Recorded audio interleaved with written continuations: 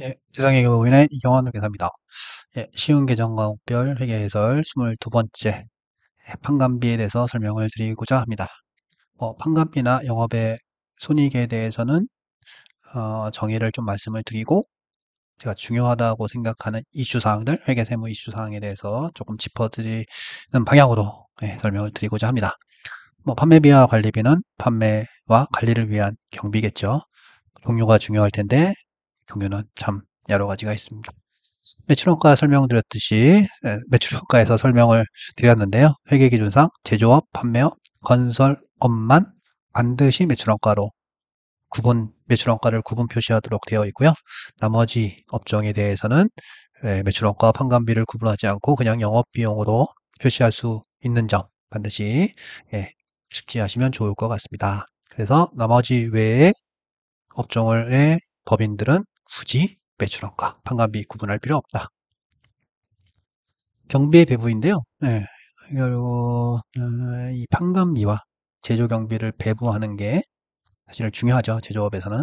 그래서 이제 매출원가 설명을 들 때도 간단하게 좀 설명을 드린 부분이 있는데 여기서는 조금 더 상세하게 말씀을 드려보겠습니다. 기본적으로 제조원가와 판관비가 구분이 돼야 되고 그 다음에 연구조직이 있다면 경상연구개발비, 개발비 이렇게도 배부가 돼야겠죠. 결국 크게는 4개, 작게는 2개로 배부가 돼야 될 것이고 결국 이제 직접비, 공통비로 나누어서 직접비는 각 해당 전표를 작성하시면 될 것이고 공통비는 적당한 배부 기준을 통해서 계산 시에 좀 배부 구분을 하면 좋을 것 같습니다. 그래서 사례를 조금 말씀을 드렸는데 급여 같은 경우에는 이제 부서 기준으로 조금 나눠야겠죠. 복리후생비도 결국 부서 기준으로 할 수도 있는데 그게 좀 어렵다라고 하면 급여 기준으로 좀 배부를 많이 하시죠. 네. 그래서 4대 보험 같은 경우는 인원 부서별로 집계가 되니까 할 수 있을 것이고 나머지 복리후생비는 급여 기준으로 조금 배부를 한다면 좋을 것 같습니다. 통신비는 인원 기준 좋을 것 같고요. 전력비수 광열비는 부서별 면적을 조금 측정을 해서 할 수도 있을 것이고 인원수가 면적에 어느 정도 관련이 있을 테니까 인원 기준으로 배부해도 적당할 것 같습니다.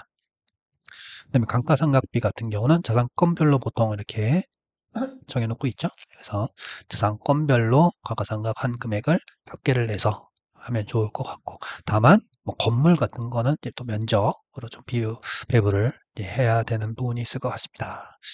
지급임차료 건물관리비 부서별 면적 기준이 있다면 배부하면 좋을 것이고요. 그 다음에 여러 가지 비용들은 이제 부서 기준으로 조금 하면 좋을 것 같습니다. 그 다음에 이제 운반비, 포장비가 이제 중요할 텐데, 보면 구매 부서의 운반비, 원재료에 대한, 상품에 대한 부분은 제조경비 쪽일 거고요. 그 다음에 제품 매출 관련된 건 판관비 쪽입니다. 그래서 구분해서 보시고요. 포장비가 참 애매한데, 제조를 위해서 1차 포장은 제조경비고, 그냥 단순한 포장이면 판관비다 이렇게 얘기를 하고 있는데 포장비도 웬만하면 제조경비로 하시면 좋을 것 같죠? 원칙은 그런 게 있다라고 좀 알면 좋을 것 같습니다. 그 다음에 대손상업비, 수출제 비용, 광고선점비, 판촉비 무조건 판관비다. 예.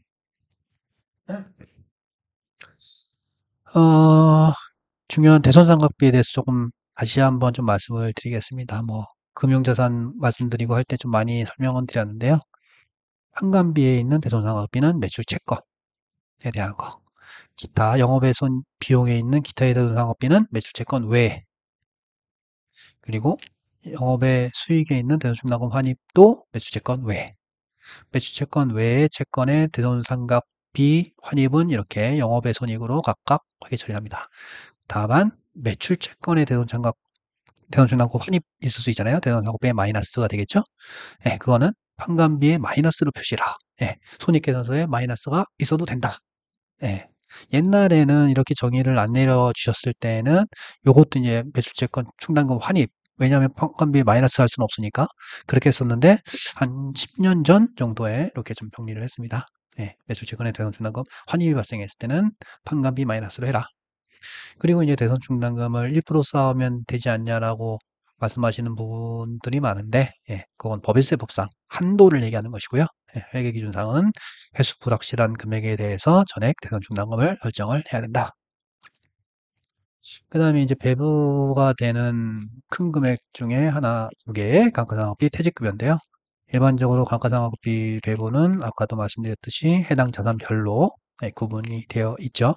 그리고 퇴직급여는 인원별로 좀 작성을 해서 구분을 합니다. 여기서 중요한 거, 고정자산 대상 감가상각 금액이 전액이잖아요. 총액. 총액이 이렇게 배부가 되겠죠. 결국 이 합계 금액이 고정자산 대상상의 감가상각 금액이랑 일치해야 된다. 퇴직급여도 마찬가지, 뭐 판관비, 재료용비, 경상, 개발비로 배부가 될 텐데 그 모든 합계 금액이 우리 대충 계산할 때 어떤 시트상의 퇴직급여 총액과 일치해야 된다. 요거 반드시 체크하시면 좋을 것 같습니다. 그리고 이제 간단하게 이슈에 대해서 조금 설명을 드리고자 하는데요. 접대비는 이제 부가세 공제 그리고 세무상 송금 한도 뭐 이런 것들이 중요하겠죠. 접대비는 부가세 공제 안 되고요. 그리고 3만 원 이상인 경우에는 꼭 반드시 법인카드로 써야 되고 접대비 한도는 중소기업 기준 3,600만 원 플러스 매출 곱하기 비율 뭐 이렇게 되어 있습니다. 또 여기서 뭐 특수관계자 매출은 또 비율이 좀 낮아지겠죠. 이렇게 3,600만 원 플러스 매출 비율 이렇게 매출 곱하기 비율 이렇게 계산이 된다고 알고 계시면 좋을 것 같습니다. 경조사비의 경우에는 20만 원까지만 20만 원 초과할 경우에는 초과 금액이 송금불산임이 아니라 20만 원 포함해서 전액이 송금불산입니다. 라는 이런 내용도 아시면 좋을 것 같습니다. 세금과분과 관련된 거는 자동차, 부동산 취득세는 비용이 아니라 유용자산에 포함되어야 된다. 그 다음에 소모품비, 수선비 관련돼서 이게 중요하겠죠? 수선비 600, 자산취득 100만 원 이하는 비용 처리해도 된다. 이게 법인세법상인데요. 수선비 같은 경우에 600만 원 이하는 뭐 자본적 지출, 수익적 지출 안 따지고 비용 인정해주겠다. 자산 같은 경우도 100만 원 이하는 뭐 비용 인정해주겠다. 이거는 법인세법상 내용이었습니다. 이게 이제 결산하실 때는 이 소모품비, 수선비의 이제 유용자산 대상이 되는 부분이 있으니까 체크하시면 좋을 것 같아요.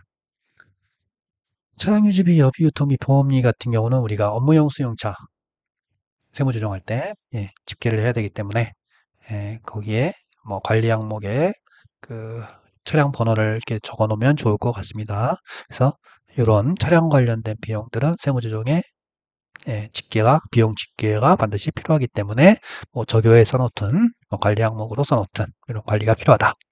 그 다음에 이제 잡손 실세금과 공과의 이제 과태료 등은 송금불산이 항목이기 때문에 좀 적요에 명확히 기재하면 좋을 것 같다. 라는 말씀 마지막으로 드립니다. 감사합니다.